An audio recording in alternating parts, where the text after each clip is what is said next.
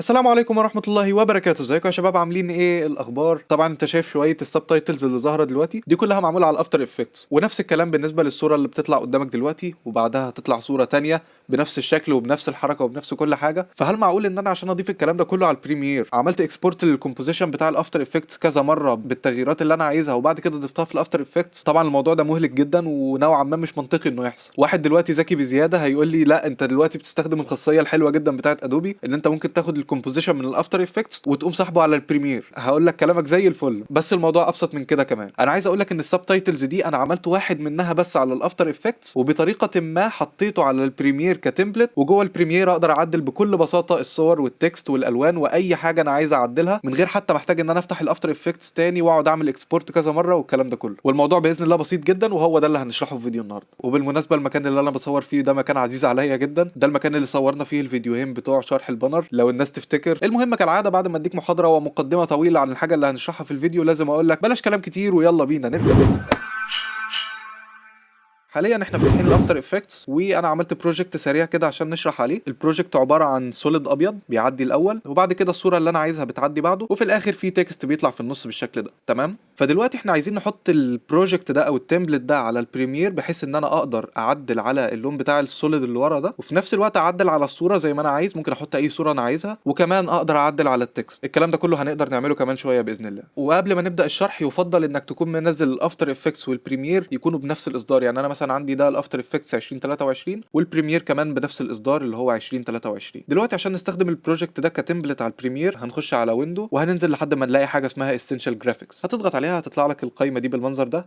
لو طلعت لك لازقه في اي مكان هتضغط عليها كليك يمين وتعمل اندوك. عايزينها تبقى منفصله كده بحيث نتحكم فيها براحتنا. فاول حاجه هنتاكد منها ان احنا محددين الكومبوزيشن اللي احنا عليه دلوقتي، ونبدا ندخل على الكومبوزيشن بتاعنا عشان نختار الحاجات اللي هنبدا نعدلها في البريمير بعد كده. فانا مثلا عايز جوه البريمير اقدر اغير التكست اللي مكتوب هنا، فهبدا ادخل على التكست وبعد كده افتح الاعدادات بتاعه التكست من هنا، وهلاقي سورس تكست دي هقوم ساحبها جوه هنا في المكان ده بالظبط، وهغير اسمها مثلا هقول edit text مثلا. وفي كومنت فوق كده ظاهر عندي مش عارف ليه هو موجود اصلا، حتى مش عارف اشيله، بس هنجيله بعد كده ان شاء الله يعني. وطبعا لو جينا فردنا دي شويه هنلاقي جنب التكست في زرار اسمه edit properties. ده لما تضغط عليه هنحدد مثلا ان انا عايز اغير الخط المستخدم، عايز اغير الحجم، معرفش ايه الفوكس ستايلز دي بس خليها دلوقتي مش مشكله. هنضغط على اوكي كده. جوه البريمير هقدر اغير الفونت، هقدر اغير الستايل لو الفونت ده كان ليه كذا ستايل يعني. ممكن كمان اغير حجم التكست، بس مش عارف ليه بصراحه بيطلع فوق كده بشكل غريب. فخلينا نعمل كنترول زد، نخش على edit properties، خلينا نقفل حته تغيير الحجم دي، وممكن بعد كده نبقى نضيفها من هنا اهي. وعندنا السكيل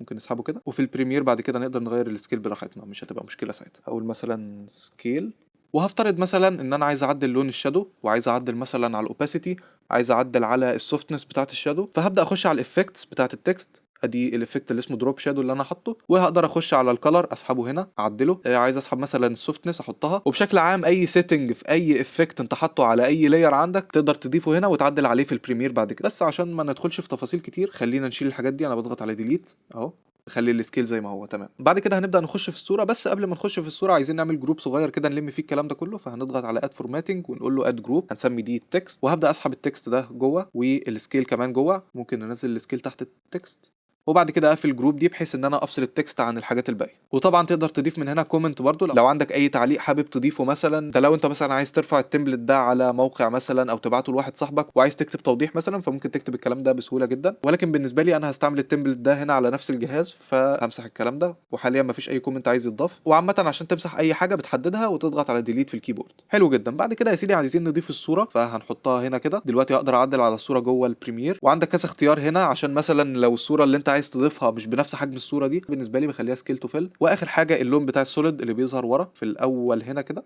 فمحتاجين الاول نضيف له افكت صغير كده اسمه فيل. طبعا الطبيعي ان انت بتخش على الافكتس اند بريسيتس وبتكتب هنا في البحث فيل، وبيطلع معاك الافكت بالمنظر ده وبتسحبه. بس انا بستعمل سكريبت صغير كده ممكن نبقى نتكلم عنه بعد كده ان شاء الله، اللي هو اف اكس كونسول، وبكتب فيل بيطلع معايا الافكت بالمنظر ده. تمام. فالكلر خلينا نرجعه ابيض بحيث ده يبقى اللون الاساسي. وبعد كده هنيجي هنا عند افكتس وفيل، وناخد الكلر ده ونحطه تحت هنا. وبكده جوه البريمير هنقدر نغير اللون ده براحتنا. وبعد كده نبدا نسمي التمبلت بتاعنا، هسميه مثلا تيست، وهنضغط على اكسبورت موشن جرافيكس تمبلت. طبعا هيقول لك انت محتاج تسيف البروجكت الاول، هضغط على سيف. طبعا لو انت مش عامل البروجكت سيف قبل كده هيقول لك حدد المكان اللي عايز تحفظ فيه البروجكت زي ما بتعمل سيف لاي بروجكت عامه يعني. وبعد كده هنقول له اوكي، وهنا هتحدد المكان اللي عايز تحفظ فيه التمبلت بتاعك. هل مثلا اللوكال تمبلتس فولدر ده الفولدر الافتراضي، او مثلا لوكال درايف في مكان معين انت عايز تحدده. انا هخليه مثلا على الديسكتوب وهسميه تيست، او ماي لايبراري لو بتدفع اشتراك ادوبي فبيبقى ليك مساحه تخزين مخصصه ممكن تحط فيها التمبلتس بتاعتك. بس انا هخليها على اللوكال درايف، وهنحدد على دول صح، وبعد كده هنقول له اوكي. طبعا بيقول لي ان في فونت مش موجود على الستوك بتاعت ادوبي. ده كل فكرته انك لو بعت التمبلت لحد تاني ما عندوش الفونت اللي انت استخدمته فممكن الخط يبوظ منه. بس عامه بحكم انك هتستعمل التمبلت ده على نفس الجهاز فهنضغط على اوكي وتمام. خلينا بقى نقفل افتر افكتس، خلاص احنا مش محتاجين منه حاجه دلوقتي، وعندنا البروجكت اللي انا لسه عامله حالا اهو، وادي التمبلت اللي احنا عملناه. هنبدا بقى نفتح البريمير. طبعا هو مش هيظهر عندك بشكل البريمير، انا بس اللي حبيت افتكس والافتكاسه باظت مني فطلع معايا بشكل البريمير. وادي بروجكت البريمير بتاعي. هتبدا تدخل على ويندو، وبعد كده هتختار اسينشال جرافيكس، هتطلع لك القائمه دي هنا. طبعا ممكن تفكها لو عايز بنفس الطريقه، اندوك بانل،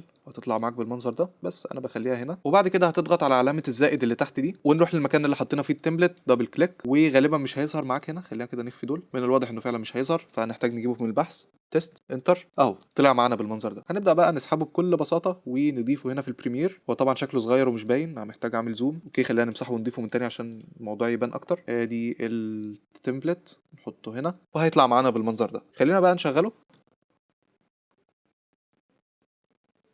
اهو. تمام، هنفترض بقى يا سيدي ان انا عايز اعدل على التكست، فبكل بساطه هضغط عليه كده، هيظهر عندي الاعدادات اللي اقدر اعدلها. هضغط على التكست، اقدر اغير فيه مثلا اخليه احمد 335 يطلع بره، هيطلع معانا بالمنظر ده. والسكيل اقدر اغيره برده من هنا، والخط كمان نقدر نغيره. نفس الحاجات اللي حددناها جوه الافتر افكتس نقدر نغيرها هنا عادي جدا. ممكن مثلا نخلي الحروف كابيتال عشان يبقى شكله افضل. والصوره نقدر نغيرها، هجيب مثلا اي صوره من عندي هنا، هنجيب دي مثلا، نبدا نحطها هنا بالمنظر ده، وهتتغير معانا بالشكل ده. وتقدر تغير في ابعاد الصوره، تصغر حجمها. اوكي ده الحركه، انا اسف، تقدر تحركها يمين شمال فوق تحت. ممكن تلفها، اخلي ده صفر، وهنا بتغير الحجم بتاعها، ممكن نحركها شمال شويه. تمام جدا. وطبعا السكيل تو فيل دي او سكيل تو فيت، ستريتش تو فيل، طبعا هيطلع معانا المنظر الغريب ده، نو سكيل خالص، يعني هيسيبها زي ما هي. الحاجات دي اللي اتكلمنا عليها في الافتر افكتس. واخر حاجه الفيل كلر بتاع السوليد الابيض اللي هنا ده، هنقوم محددين من هنا ونختار مثلا دايموندايه اللي هنا دي فيطلع معانا بالشكل ده. واعتقد ان كده زي الفل. وطبعا هو ظاهر هنا بالاحمر عشان هو تقيل شويه على الجهاز، فممكن تضغط على انتر في الكيبورد بحيث يرندر الجزء الاحمر اللي هنا ده. بعد ما يخلص هتلاقيه قلب اخضر بالمنظر الجميل ده، تبدا تشغله هتلاقيه شغال معاك بكل سلاسه. وبس كده يا شباب نكون وصلنا لنهايه مقطعنا النهارده. اتمنى يكون عجبكم واستفدتم منه. ولو في اي فكره او حاجه حابين ان احنا نشرحها على القناه اكتبوا لي تحت في الكومنتات. وطبعا ما تنساش تشترك في القناه وتفعل زر الجرس عشان توصلك الفيديوهات الجديده اول ما تنزل. واشوفكم على خير الفيديو الجاي باذن الله. مع السلامه.